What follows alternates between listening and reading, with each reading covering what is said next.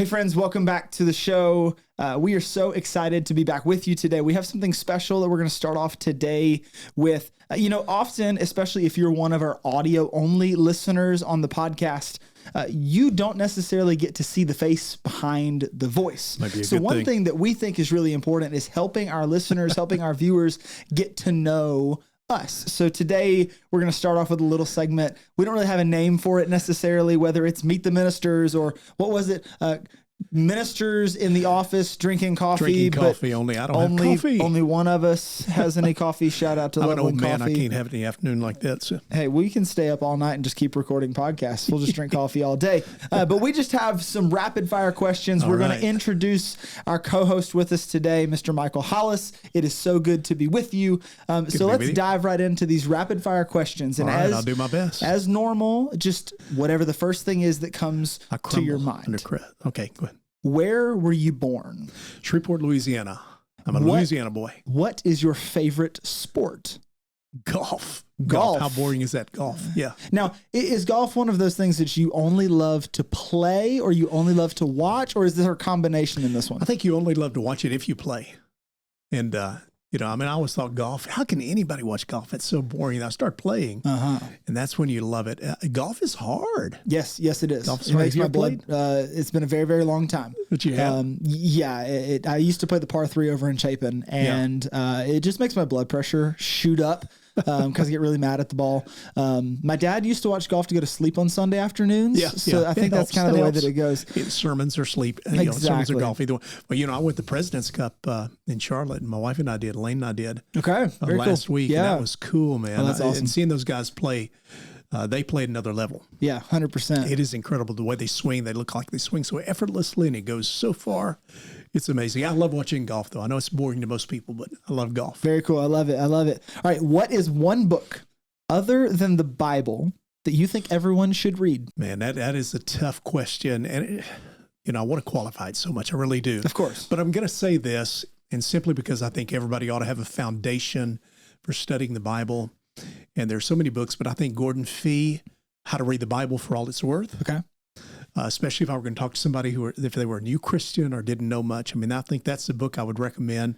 I was so tempted to say C.S. Lewis and Mere Christianity, and there were a couple of others, but I think I'll go with Gordon Fee, How to Read the Bible for All It's Worth. Okay, and we'll drop a link down in the description of this video or in the show notes of the podcast in case you want to pick that book up. I get no money, by the way, for that. No money. That's true. How many kids do you have? I have two kids, and both of them are married. Okay, so grandkids? Seven grandkids. Well, that's a good number. And 3 here. That's a good number. 7's a number of completeness. Do you think? That's right. And it is complete. It is complete. According to my kids, it's complete. Okay, look at that. We just had one. They thought they weren't going to have another one, but they did. Surprises happen. God's got a sense of humor that way. You better watch out sometimes. That's right. 7 grandkids. Don't ask me to name them, please. If you could travel anywhere in the world right now, let's imagine you have like a teleportation device, so travel time doesn't matter. Okay. If you could go anywhere in the world right now, where would you go? I know you'd expect a preacher to say this, but I've never been. I'd like to go to the Holy Land. That does sound cool. I'd love to go, to the Holy Land. Jerusalem, the Middle East, That'd be very cool. That'd be very cool. Yeah. Okay, speaking of trips, let's imagine you're taking a road trip. All right. And on this road trip, you're driving in a car. There can be 4 people in the car, yourself included. Okay. You can take any 3 people with you on this road trip, dead or alive. Who do you take with you? All right, do you exclude Jesus? I think Jesus is the cop-out answer, but let's assume that because Jesus is always with you, okay, all right, that he's already in the car. All right. We'll assume that. Number 1, Paul. Okay. Got some questions. Yeah. And, Paul he's, I think the way Peter said, Paul's hard to understand sometimes. So That's I have very some true. questions That's very true. for Paul. Yep. And C.S. Lewis. Okay. I can get down with that. There's another one I would take because I love his writings. He's got a brilliant mind. And I would have to take my wife. That's a good call. I would recommend that. She would enjoy it, and I'd love to have her. So that'd be a great car ride. That'd be a lot of fun. Now, do you think she would have chosen C.S. Lewis or the Apostle Paul?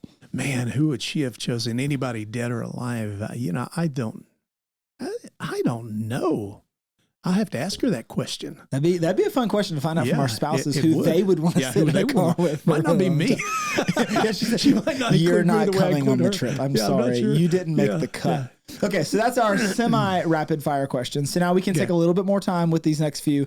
I have shared some of these with you, to the listeners. He's at least gotten to think about them a little bit. So we haven't caught him completely off guard here. I appreciate that too. I'm old. I need to think about things. Now, I'm the new guy around here. You are the seasoned veteran. How long have you been in ministry? 40 years. 40 years I've been in ministry. How have you been in ministry for 40 years when you're only 42? I don't understand this concept. Thank you. I appreciate that. I'll pay you later. Thank you. I appreciate it. Yeah, 40 years. Hard to believe, man. Now, how long have you been at Palmetto? 25 years. 25 years. I won't say. And I'm the only minister Palmetto's ever had. That's true. Yeah, so they know no better. Oh, wow. That's what I always tell people. They don't know any better. Oh, maybe that's job security there. Like, they don't know any better. So that's right. I'm all they've ever had. Yeah. That's fantastic. I love that. Years. Now, why did you get into ministry in the first place? Wow. I mean, that's a good question. Since I was 12 years old, I knew I wanted to be in ministry. My brother was a preacher, my older brother. Okay. And I'm sure he influenced me as well. But I've always I love the church. I've loved being God's word. I had a minister growing up, Jim McDaniel. Hey, Jim, if you're listening to this podcast, I think he has before, but Jim McDaniel, huge influence in my life. One of the greatest preachers, men of God that I've ever known. Yeah. And so part of it was, I love Jim and wanted to be like Jim. And but really, I used to go when I was a teenager. My dad would find these little congregations around the area, and he would ask the minister when they were going on vacation, and they would schedule me to preach. Oh, that's cool. Yeah. So I had 2 sermons. If they ever invited me back, I don't know what I would have done, but you preach Sunday morning, Sunday night. They never did. I don't know why, but I would preach around these little congregations. So I've been preaching for a long time. Oh, that's very cool. I love that. Yeah. I love that. So there is no doubt that in our culture, it seems like there are a lot of misconceptions about ministers on a wide variety of things. So what is one misconception about ministers that you wish that you could get rid of, that you could undo? Just one, and you did tell me about these ahead of time. So I thought gave you a little bit of answer would have been different originally. It was off the cuff. Right. But I do think one thing I would change as far as the perception about ministers is that, we're regular people. Yeah. I think that we, like anybody else, we have our struggles, that we don't wake up in the morning, quoting scripture and that everything's easy for us in terms of spirituality. Right. I think that we're just normal people. One thing I was going to say is that preachers only work on Sundays, and especially when I first started ministry, and people would say, "I know they were joking, I know they were kidding, but I just wanted to take them with me." Let me show you. Let me show you. Of course, what happens, but that's probably what I would say. I know this is not for you, but how about you? What would you say? I kind of go along that same line. Like, I just want people to know that we're real. I want people to know that, like, we're not actually on this pedestal. We don't wear a suit and tie to sleep in. I don't actually wear a suit and tie like any time. By the way, I knew a preacher that would mow the yard in a suit and tie. I really did. Years ago, he would mow, well, in a tie. Let me say that, in a tie. We had seen him mowing his yard in a tie before. That's incredible. Like, I can't wear a tie, like, unless I have to. I cannot imagine. Tell me he didn't live in an incredibly hot environment. Like, tell me he's at least. I mean, this was in Louisiana, so Louisiana is not okay. Louisiana, and it wasn't the minister I was studying about before, brother. He's another different minister. That's crazy. But I mean, I think one of those big struggles is that people assume that ministers, that pastors, that leaders in church, that's just all they do. Yeah. Like that church is everything, and they're always on, they're always in like this spiritual mindset of all things. And while we're trying, we're followers of Jesus too. Like, we're normal followers of Jesus too. There are times when I'm not thinking about the Bible study. Yeah. There are times when I'm not planning worship services or trying to minister to people. Like, I'm just watching the football game. And in a lot of ways, that's just real life, and we just enjoy it alongside other people. But I just want people to know that we like normal stuff. We don't. Yeah, I told somebody the other day I was a sci-fi fan, and they thought that was funny. They didn't realize a preacher could be a science fiction fan, right?